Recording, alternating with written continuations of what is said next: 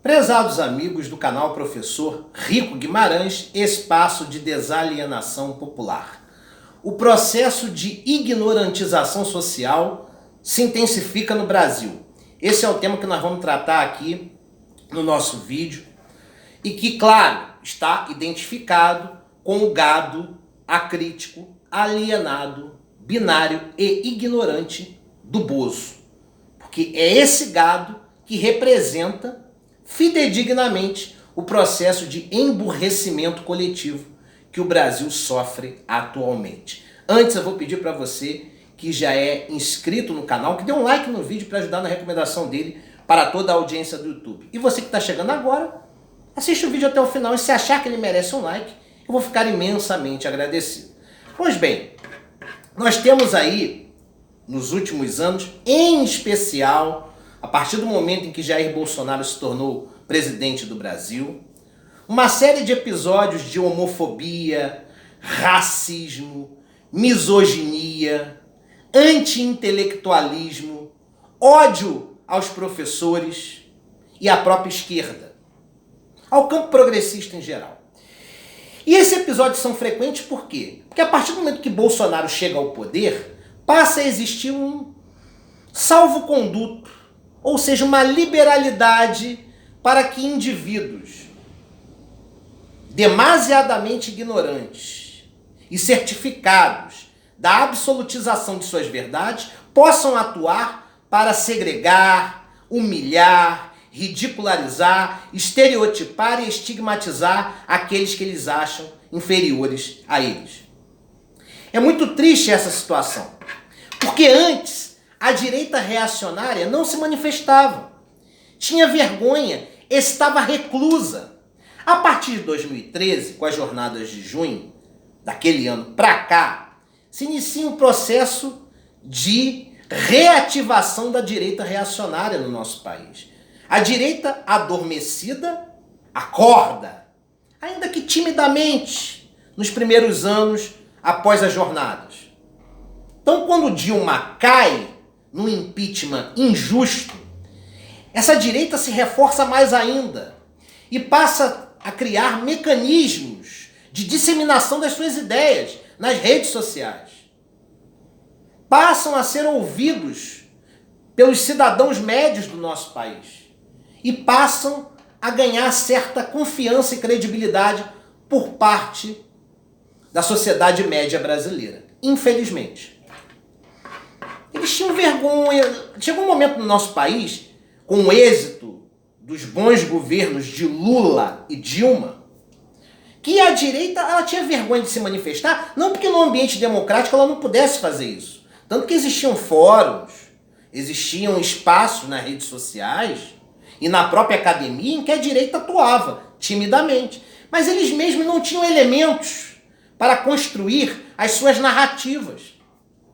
A partir do momento que a esquerda entra num processo de enfraquecimento, principalmente após as jornadas de junho, que vão culminar, infelizmente, com o impeachment injusto de Dilma Rousseff, dali para frente, você começa a ver grandes grupos reacionários e até grupos conservadores ou liberal-conservadores, o que eu acho um paradoxo essa expressão, né? Ou ultraliberais, crescendo. Os liberais ainda tinham um certo espaço, mesmo durante o governo Lula. Eles ainda dialogavam. Era o grande elemento de oposição às esquerdas. Era o liberalismo. Porque o liberalismo era arrojado. Gostando ou não do liberalismo, discordando veementemente como eu de fato faço, mas eles têm um certo conteúdo, uma certa altivez para o diálogo. A direita reacionária não. Além de ser burra, além de ser retrógrada, além de ser limitada e superficial intelectualmente, ela precisa criar narrativas absolutizadoras da verdade. E criam retidões padronizadoras de costumes e valores morais. E o que é retidão padronizadora de costumes e valores morais? É querer impor uma visão sobre toda a sociedade como se verdade inquestionável, infalível e indefectível fosse. E infelizmente isso se intensificou após a eleição de Jair Bolsonaro. E esses episódios, como no caso da humilhação do entregador lá para aquele cliente racista, né? A nossa polícia é cada vez mais violenta, não querendo generalizar, não todos os agentes são assim, mas a instituição, grande parte dos seus integrantes, agindo diuturnamente, de maneira fratricida, protofascista, que não respeita mais o indivíduo, não respeita mais o conjunto normativo pátrio, a Constituição. É o que está acontecendo, gente. E aí se intensifica em paralelo o olavismo cultural, porque o Olavo de Carvalho se torna a grande referência da filosofia reacionária. E a grande autoridade da filosofia no Brasil, em que até mesmo a sociedade média deposita nele um grande referencial, uma grande autoridade, como se de fato fosse, não é. Mas por quê? Porque a simplificação do debate do Olavo, calcado em dicotomias, é muito fácil de ser absorvido.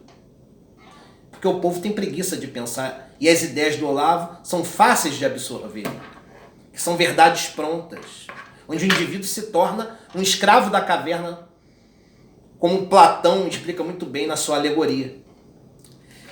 Gente. E aí, qual vai ser o apoio luxuoso que contribui com esse processo de ignorantização social, que é o emburrecimento coletivo, que nós progressistas temos que combater? Que apoio luxuoso é esse? Das igrejas, em especial pentecostais e neopentecostais, que seguem uma narrativa teocrático-pentecostal, emburrecedora, certo? Empresários ultraliberais que têm uma visão reacionária do processo social. Eles não são os liberais com visão progressista como de fato existe. Não que os liberais sejam progressistas, mas eles têm uma tímida visão progressista em certos assuntos de natureza social. Mas esses empresários não. Esses empresários do bolsonarismo, eles são ultraliberais em detrimento dos interesses da classe trabalhadora. Eles defendem a desconstrução da tutela jurídica de proteção dos trabalhadores. E eles são extremamente reacionários na leitura do processo social.